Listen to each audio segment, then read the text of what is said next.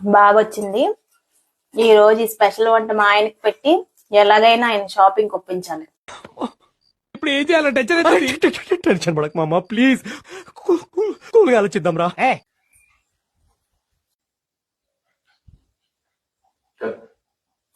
ఈ రోజు మీకు స్పెషల్ చేశాను తెలుసా?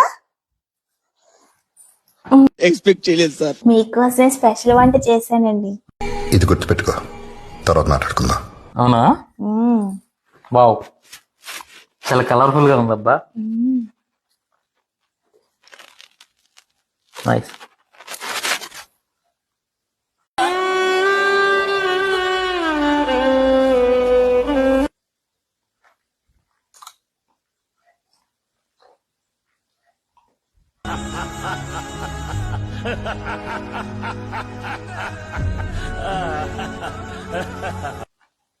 ఇంతకీ దీని పేరేంటి?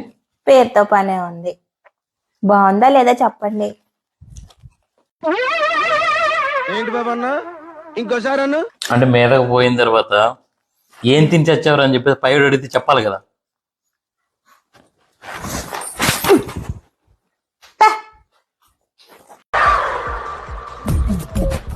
నవ్వు ఆపుకుంటున్నావు కదరా.